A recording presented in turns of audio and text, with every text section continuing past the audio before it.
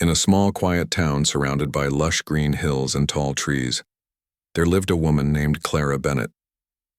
Clara was in her early 30s, with soft brown eyes that always seemed to carry a hint of kindness. She wasn't the kind of person who stood out in a crowd. She preferred staying in the background, observing life rather than being at the center of it. Her days were simple but fulfilling. She worked as a librarian, organizing books, helping people find their favorite stories, or recommending new ones they might enjoy. The library was like a second home to her, a place where silence reigned and imagination thrived. Clara's evenings, however, belonged to something else entirely, a worn-out upright piano that had been passed down to her from her late grandmother. The piano wasn't fancy or expensive. Its surface was scratched and one of the legs wobbled slightly if you pressed too hard on the pedals. But to Clara, it was priceless. It reminded her of her childhood, when her grandmother would sit beside her, teaching her how to play simple tunes. Those moments were some of the happiest in Clara's life.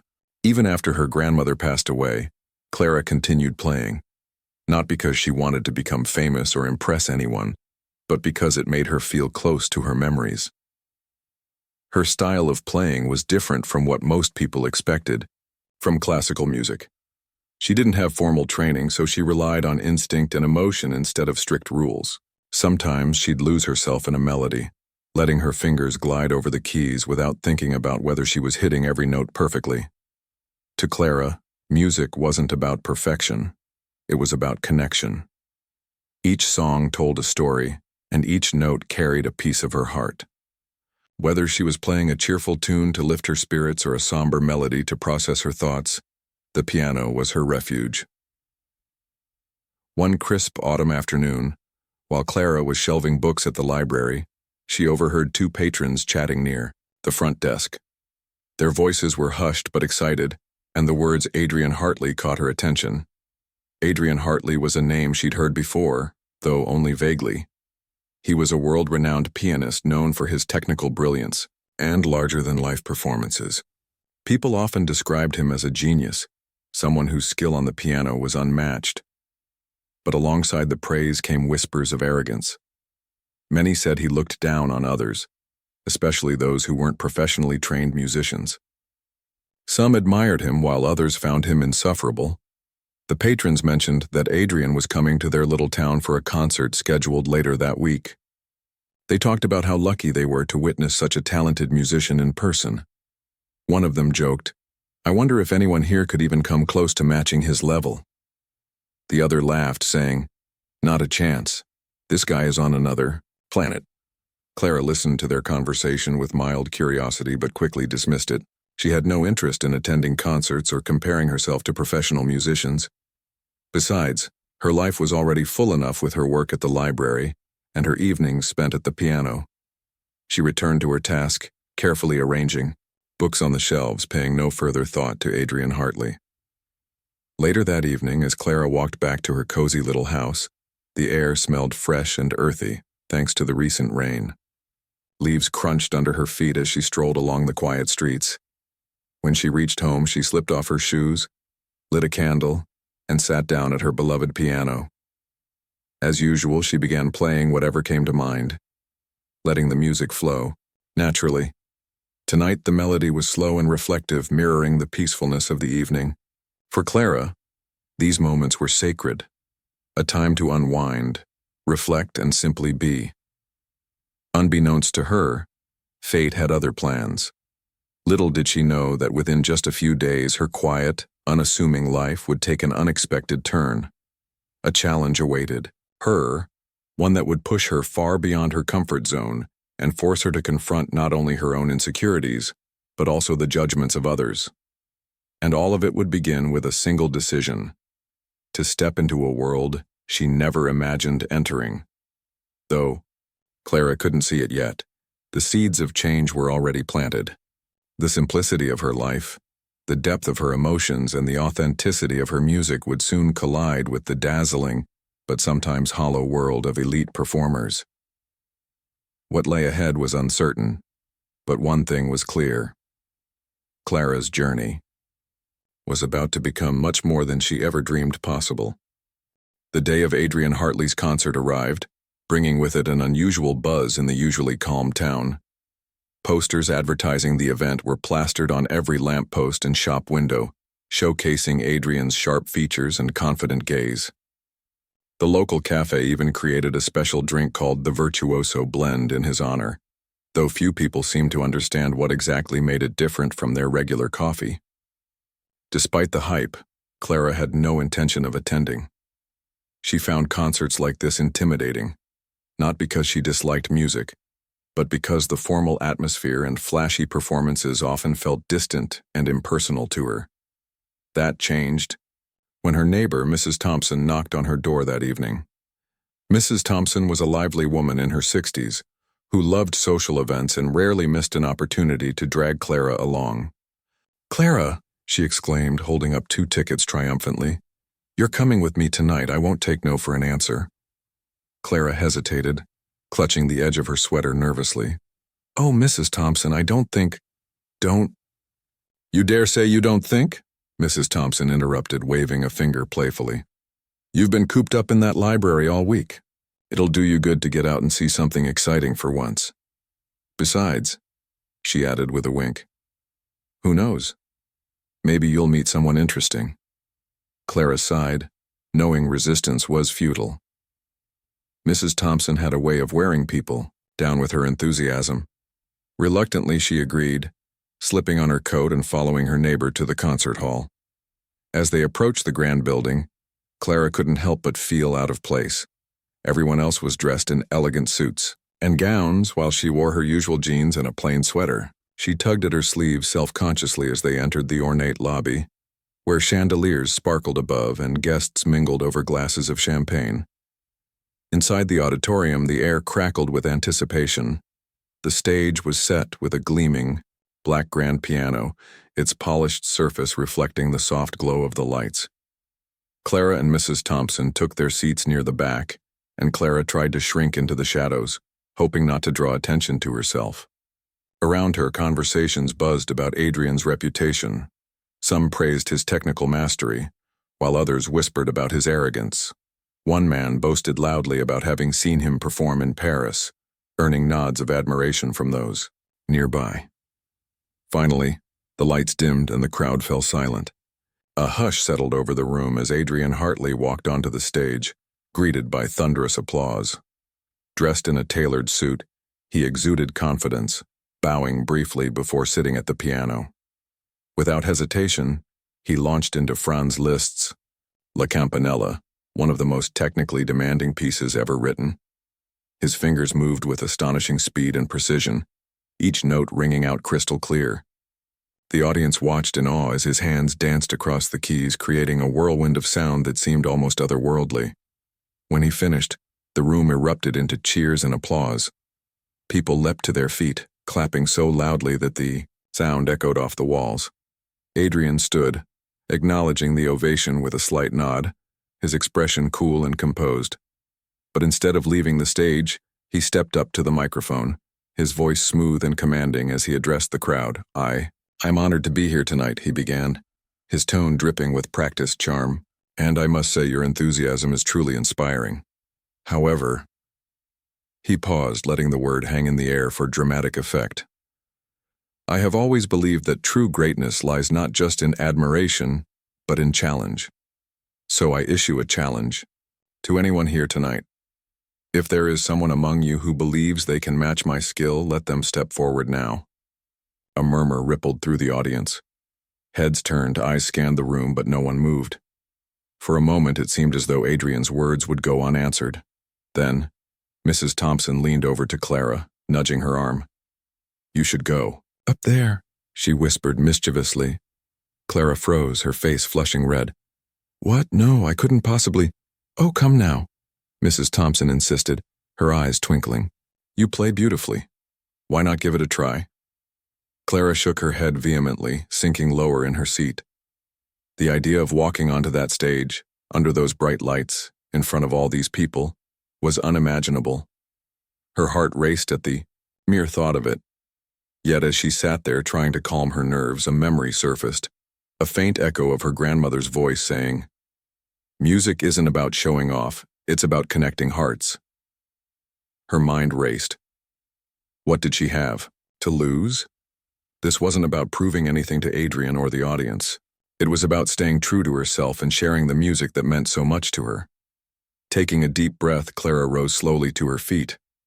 Her legs felt shaky, and her palms were clammy, but she forced herself to move forward. As she climbed the steps to the stage, the murmurs grew louder, turning into a mix of curiosity and disbelief. Adrian watched her approach, his lips curling into a smirk. Clearly, he found her appearance amusing, this unassuming woman in casual clothes daring to accept his challenge. "Ah," he said, leaning casually against the piano. "So we have a brave soul. Tell me, what piece will you play?" Clara hesitated, then replied softly, "I'll play what feels right." Without waiting for his response, she sat down at the piano, placing her hands gently on the keys. For a brief moment, she closed her eyes, letting the weight of the moment settle around her. Then she began to play. The first notes of Chopin's Nocturne Opera 9 No. 2 filled the air, soft and delicate. Clara's touch was light yet expressive, drawing the audience into a world of serene beauty. Each note carried emotion, painting a picture of moonlit nights and quiet reflections. Unlike Adrian's dazzling display of technical prowess, Clara's performance was intimate and heartfelt, speaking directly to the souls of those listening. As the melody unfolded, the initial skepticism in the room melted away, replaced by rapt attention. Even Adrian, who had started with a condescending smile, found himself pausing to listen more closely. There was something undeniably powerful about Clara's playing, something that transcended technique and reached deeper into the essence of music itself. For the first time in years, he felt a flicker of doubt creeping into his mind. Who was this woman, and how could she evoke such raw emotion with such simplicity? When Clara finished, the silence that followed was profound. Then, as if waking from a trance, the audience erupted into applause, many rising to their feet. Tears glistened in some eyes and whispers of admiration spread throughout the hall. Clara stood awkwardly, unsure of what to do next, her cheeks flushed with embarrassment. She hadn't expected such a reaction. She'd only wanted to play honestly, without pretense or competition. Adrian clapped politely, though his expression had shifted ever so slightly. Gone was the smug confidence of earlier. Now there was a glimmer of uncertainty in his eyes. Determined to regain control, he announced, "Impressive. But let's see how you handle something more challenging." With a flourish, he chose Rachmaninoff's Prelude in C-sharp minor, a notoriously difficult piece known for its thunderous chords and intricate passages. The duel was officially underway, and Clara knew she had stepped into uncharted territory. Yet, despite the pressure, she felt strangely calm. Whatever happened next, she resolved to stay true to herself and to the music that had always been her guiding light. The atmosphere in the concert hall shifted dramatically as Adrian Hartley prepared to play Rachmaninoff's Prelude in C-sharp minor. The audience leaned forward in anticipation, their earlier admiration for Clara momentarily overshadowed by curiosity about what Adrian would do next. He sat at the piano with an air of practiced confidence, adjusting his posture and resting his hands lightly on the keys. For a brief moment, he glanced toward Clara, his expression unreadable but tinged with determination. Then, without further preamble, he began to play. From the very first note, it was clear that Adrian intended to make a statement. His interpretation of the prelude was explosive, filled with thunderous chords and rapid-fire runs that seemed almost impossible to execute. Each note rang out with precision, showcasing his technical brilliance. The sheer force of his playing reverberated through the hall, making the floorboards tremble beneath the seats. It was a performance designed to dazzle, leaving no room for subtlety or restraint. His fingers moved so quickly that they appeared blurred, eliciting gasps and murmurs of amazement from the crowd. Yet, despite the undeniable skill on display, something felt missing. Adrian's rendition lacked warmth. It was dazzling, yes, but also cold and mechanical, like a machine programmed to perfection. while the audience clapped enthusiastically after he finished. There was an underlying sense of detachment, as though they had witnessed a spectacle, rather than experienced a connection. When it was Clara's turn, the energy in the room changed, again. She approached the piano quietly, her movements deliberate but unhurried. Unlike Adrian, she didn't adjust her posture or take dramatic pauses before beginning. Instead, she simply placed her hands on the keys and closed her eyes for a moment, drawing a deep breath. Then, she began to play. Clara's version of the prelude was entirely different from Adrian's. Where his had been aggressive and flashy, hers was introspective and deeply emotional. She slowed the tempo slightly, allowing each chord to resonate fully before moving on to the next. Her touch was lighter, more delicate, yet no less powerful. Rather than focusing on speed or complexity, she emphasized the piece's inherent drama and melancholy, weaving a narrative of longing and resilience. Through her interpretation, as the music unfolded, the audience found themselves drawn into Clara's world. They could feel the weight of every note, the tension building and releasing like waves crashing against the shore. There were moments when the melody seemed to hover in midair, suspended between sorrow and hope, before surging forward with quiet strength. Clara played not to impress but to communicate, to share a piece of herself with those listening. Even Adrian, who prided himself on his composure, couldn't help but be affected.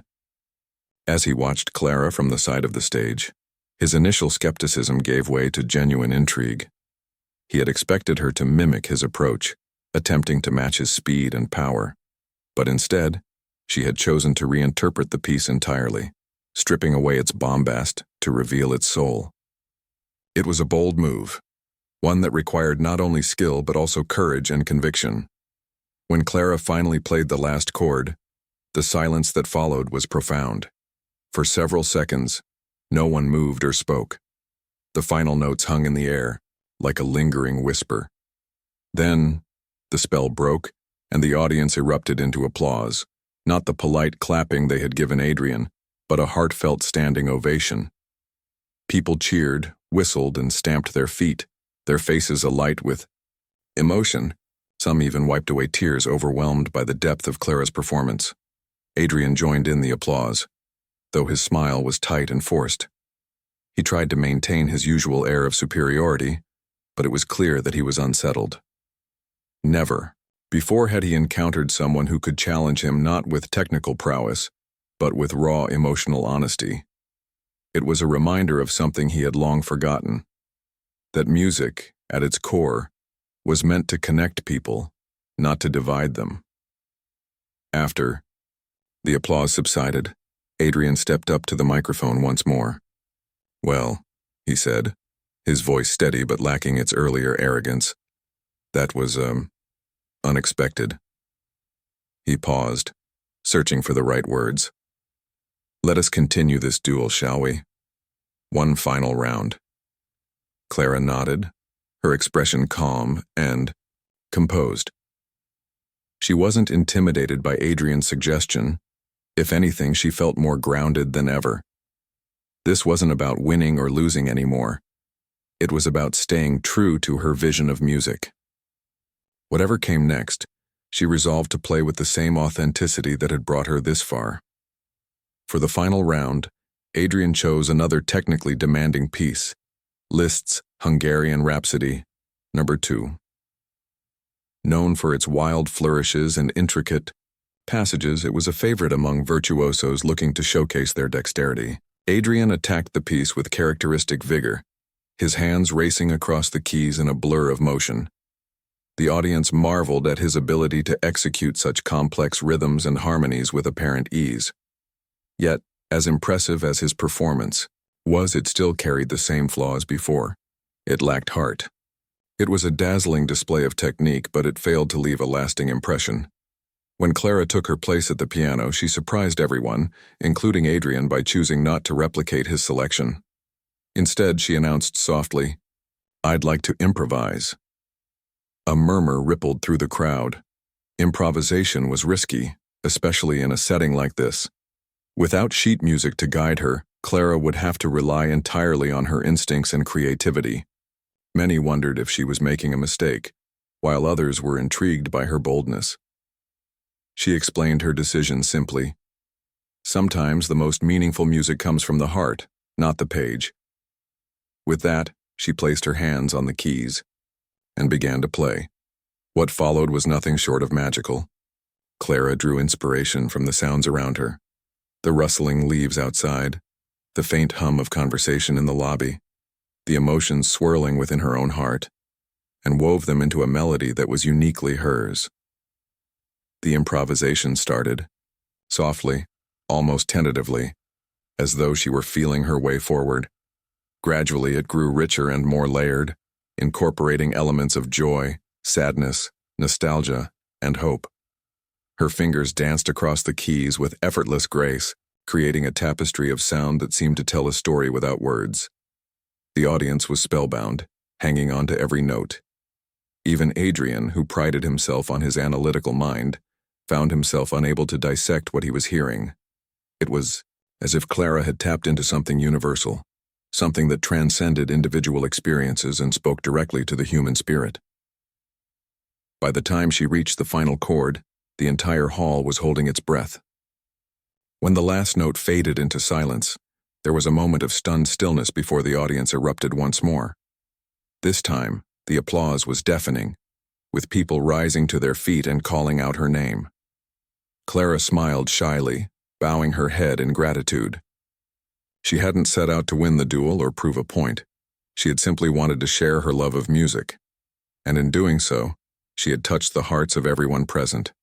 Adrian stood nearby, watching the scene unfold with mixed emotions. For the first time in his career, he felt genuinely humbled. He realized now that his obsession with technical perfection had blinded him to the true essence of music. Clara's performance had reminded him of why he had fallen in love with the piano in the first place, not because of the accolades or the applause, but because of the way it allowed him to express the deepest parts of himself. As the evening drew to a close, Adrian approached Clara backstage, his usual bravado replaced by sincere respect. "You remind me why I started playing music," he admitted. "Thank you for showing me that technique alone isn't enough. It's the heart behind the music that truly matters." Clara smiled warmly, touched by his words.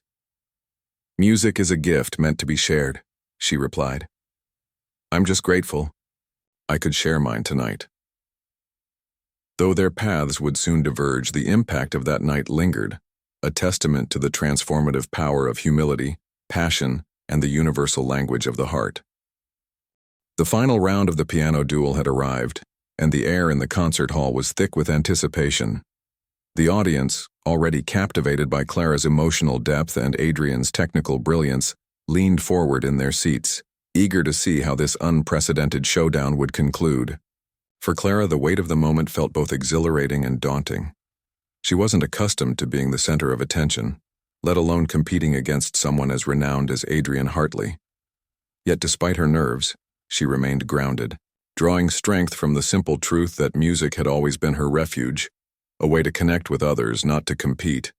Adrian, on the other hand, seemed determined to reclaim control of the evening. His earlier performances had dazzled, but they hadn't won over the audience in the way he'd expected. Clara's heartfelt playing had struck a chord with people, leaving him feeling unsettled and exposed. He couldn't deny the power of her music.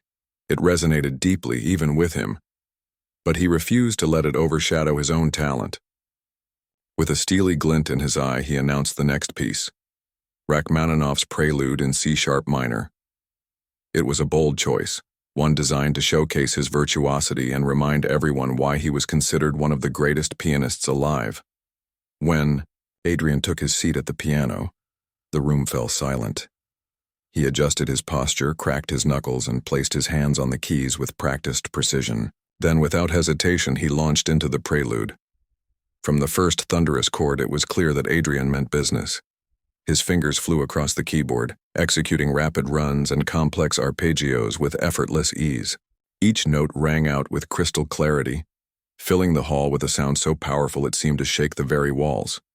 His performance was undeniably impressive. The speed and accuracy of his playing left spectators gasping, while the sheer force of his interpretation commanded respect. But beneath the dazzling display of technique, something crucial was missing: emotion. Adrian's rendition was cold and calculated, more concerned with showcasing his abilities than evoking any real feeling. The audience listened intently, clapping politely when he finished, but there was an unmistakable sense of distance between them and the music. It was as though Adrian had built a wall around himself, using his skill to keep others at arm's length. When it was Clara's turn, the atmosphere shifted once again. She approached the piano quietly, her movements calm and unhurried. Unlike Adrian, who had stormed through the piece with fiery intensity, Clara paused for a moment, closing her eyes and taking a deep breath. She didn't need to prove anything or match Adrian's speed. Instead, she focused on what the music meant to her. Placing her hands gently on the keys, she began to play. Clara's version of the prelude was slower and softer than Adrian's, yet no less captivating. Where his had been aggressive and flashy, hers was tender and introspective. She lingered on certain notes, allowing them to resonate fully before moving on, creating a sense of space and reflection. Her touch was lighter, almost delicate, yet imbued with profound emotion. Rather than emphasizing the piece's technical challenges, she highlighted its inherent drama and beauty, weaving a story of longing, resilience, and hope. As Clara played, the audience found themselves drawn into her world. They could feel the weight of every note, the tension building and releasing like waves crashing against the shore. There were moments when the melody seemed to hover in midair, suspended between sorrow and joy, before surging forward with quiet strength. Clara's interpretation wasn't just about hitting the right notes. It was about conveying the essence of the music, making it come alive in a way that touched the soul. Even Adrian, who prided himself on his composure, couldn't help but be moved. As he watched Clara from the side of the stage, his initial skepticism gave way to genuine admiration. He had expected her to try to replicate his approach, attempting to match his speed and power. Instead, she had chosen to reinterpret the piece entirely, stripping away its bombast to reveal its heart. It was a bold move, one that required not only skill but also courage and conviction. When Clara played the final chord, the silence that followed was profound. For several seconds, no one moved or spoke. The last note hung in the air like a lingering whisper. Then the spell broke and the audience erupted into applause. Not the polite clapping they had given Adrian, but a heartfelt standing ovation. People cheered, whistled, and stamped their feet, their faces alight with emotion. Some even wiped away tears, overwhelmed by the depth of Clara's performance. Adrian joined in the applause, though his smile was tight and forced. He tried to maintain his usual air of superiority, but it was clear that he was shaken. Never before had he encountered someone who could challenge him not with technical prowess but with raw emotional honesty. Clara's playing reminded him of something he had long forgotten, that music, at its core, was meant to connect people, not to divide them. After the applause subsided, Adrian stepped up to the microphone once more. "Well," he said, his voice steady but lacking its earlier arrogance, "that was unexpected." He paused, searching for the right words. "Let us continue this duel, shall we? One final round." Clara nodded, her expression calm and composed. She wasn't intimidated by Adrian's suggestion. If anything, she felt more grounded than ever. This wasn't about winning or losing anymore. It was about staying true to her vision of music. Whatever came next, she resolved to play with the same authenticity that had brought her this far. For the final round, Adrian chose another technically demanding piece, Liszt's Hungarian Rhapsody No. 2. Known for its wild flourishes and intricate passages, it was a favorite among virtuosos looking to showcase their dexterity. Adrian attacked the piece with characteristic vigor, his hands racing across the keys in a blur of motion. The audience marveled at his ability to execute such complex rhythms and harmonies with apparent ease. Yet, as impressive as his performance was, it still carried the same flaws before. It lacked heart. It was a dazzling display of technique, but it failed to leave a lasting impression. When Clara took her place at the piano, she surprised everyone, including Adrian, by choosing not to replicate his selection. Instead, she announced softly, "I'd like to improvise." A murmur rippled through the crowd. Improvisation was risky, especially in a setting like this. Without sheet music to guide her, Clara would have to rely entirely on her instincts and creativity. Many wondered if she was making a mistake, while others were intrigued by her boldness. She explained her decision simply. Sometimes, the most meaningful music comes from the heart, not the page. With that, she placed her hands on the keys and began to play. What followed was nothing short of magical. Clara drew inspiration from the sounds around her, the rustling leaves outside, the faint hum of conversation in the lobby, the emotions swirling within her own heart, and wove them into a melody that was uniquely hers. The improvisation started, softly, almost tentatively, as though she were feeling her way forward. Gradually, it grew richer and more layered, incorporating elements of joy, sadness, nostalgia, and hope. Her fingers danced across the keys with effortless grace, creating a tapestry of sound that seemed to tell a story without words. The audience was spellbound, hanging on to every note. Even Adrian, who prided himself on his analytical mind, found himself unable to dissect what he was hearing. It was as if Clara had tapped into something universal, something that transcended individual experiences and spoke directly to the human spirit. By the time she reached the final chord, the entire hall was holding its breath. When the last note faded into silence, there was a moment of stunned stillness before the audience erupted once more. This time, the applause was deafening, with people rising to their feet and calling out her name. Clara smiled shyly, bowing her head in gratitude.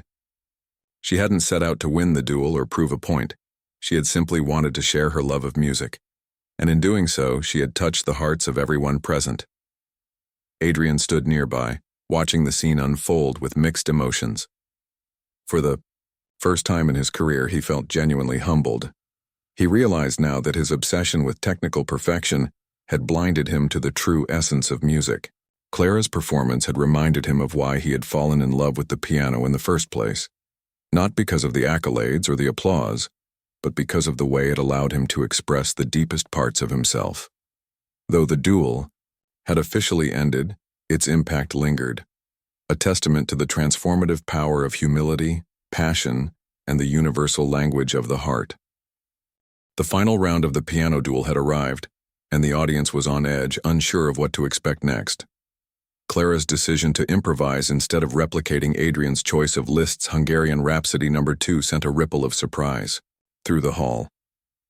Improvisation was a bold move, especially in such a formal setting where perfection and precision were often prized above all else. Many in the audience exchanged glances, some skeptical, others intrigued.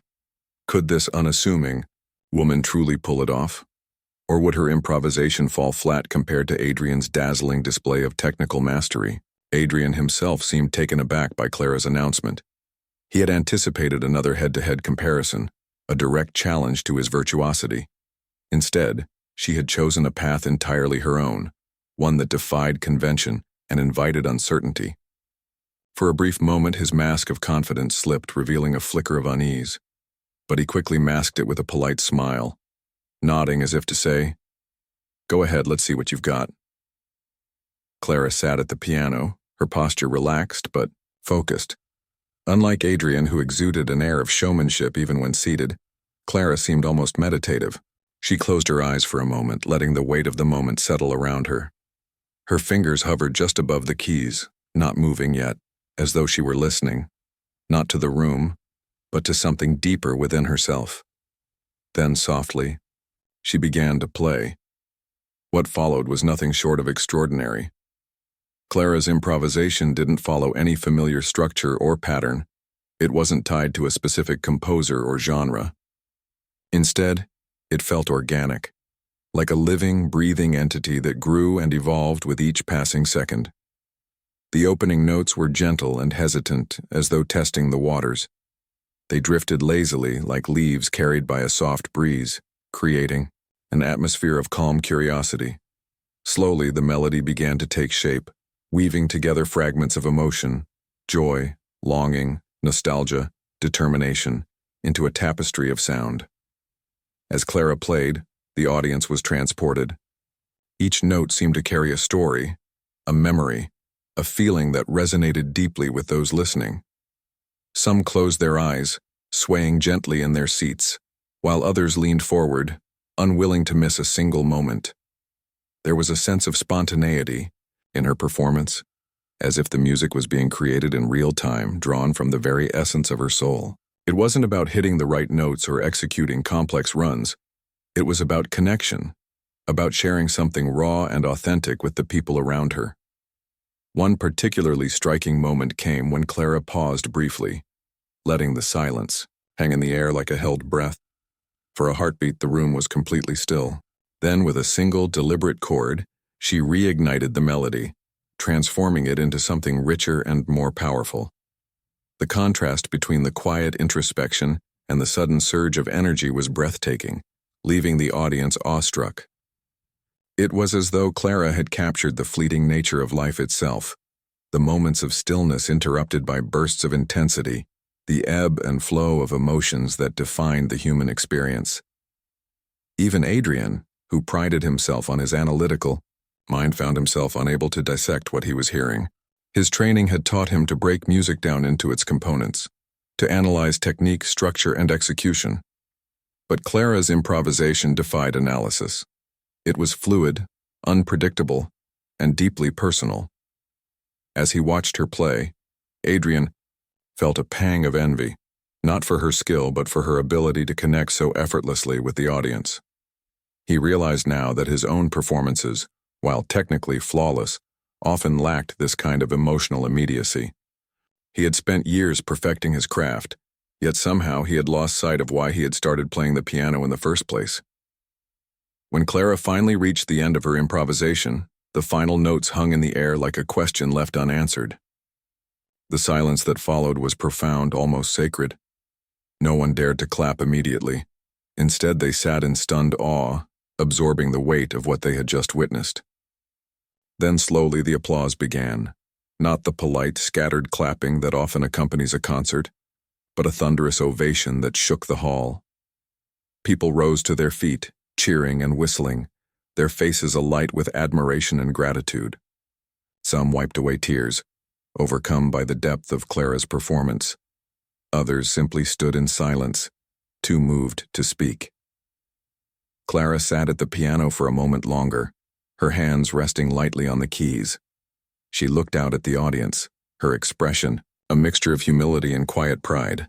She hadn't set out to impress anyone. She had simply wanted to share her love of music, and in doing so, she had touched the hearts of everyone present. Rising slowly, she bowed her head in thanks, her cheeks flushed with embarrassment but also with joy. Adrian approached her then, his usual bravado replaced by genuine respect. Extending a hand, he said, "That was remarkable. I've never heard anything quite like it." His voice was steady, but there was a vulnerability in his tone that hadn't been there before. For the first time in his career, he felt genuinely humbled. Clara accepted his handshake, smiling warmly. "Thank you," she replied simply. "Music is meant to be shared. It's not about winning or losing." Her words struck a chord with Adrian, forcing him to confront the flaws in his own approach. He had always viewed music as a competition, a way to prove his superiority over others. But Clara's performance reminded him that music was, above all else, a form of communication, a bridge between hearts. It wasn't about how fast you could play or how many notes you could fit into a measure. It was about honesty, authenticity, and connection. As the evening drew to a close, the audience lingered in the hall, reluctant to leave. Conversations buzzed about Clara's incredible performance, with many expressing disbelief that someone so unassuming could deliver such a powerful message through music. Word of the unforgettable duel spread quickly, turning Clara into an unlikely local celebrity. Reporters and photographers flocked to the town, eager to capture her story. Offers poured in, from prestigious music schools inviting her to teach, to concert halls asking her to perform, but Clara declined them all. She had no desire to step into the world of professional musicianship. Her music, she insisted, belonged to her small town, her cozy home, and the upright piano that had been her companion for so many years.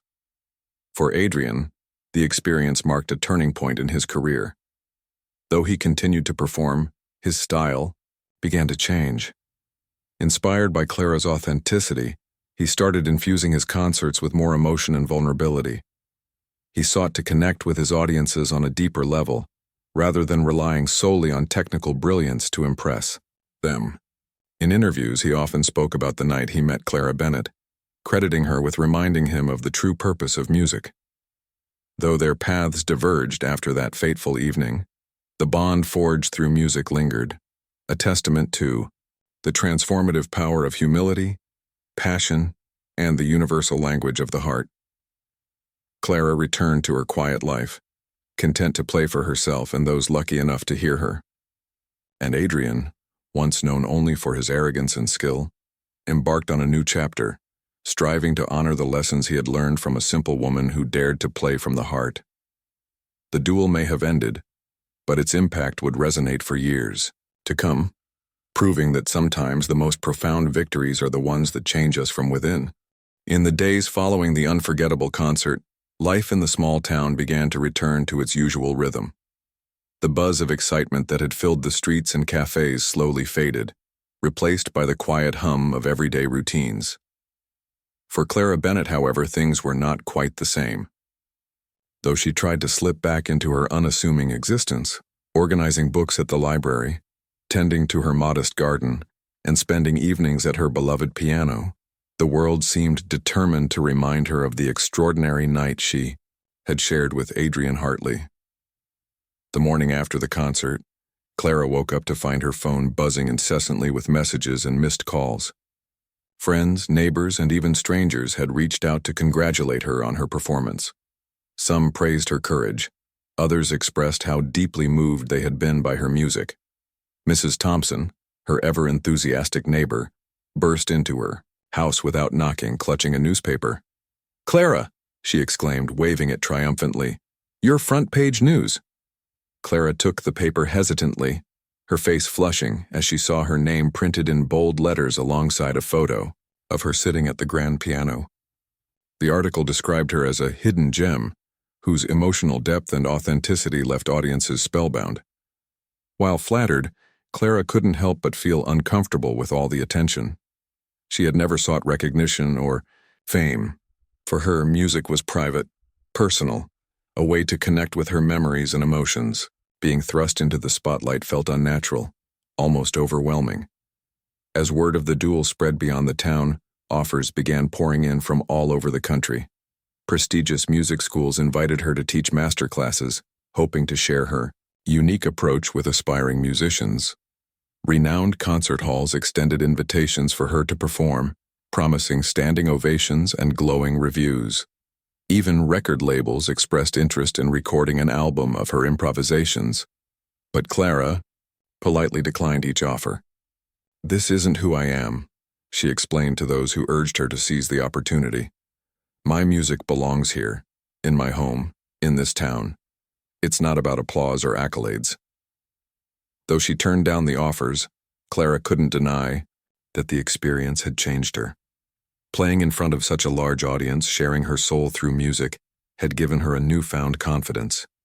She realized that her love for the piano wasn't something to keep hidden away. It was a gift meant to be shared, even if only on a smaller scale. Inspired by this realization, she decided to host informal gatherings at the library, inviting townsfolk to come listen to her play. These intimate performances became cherished events, drawing people together and fostering a sense of community.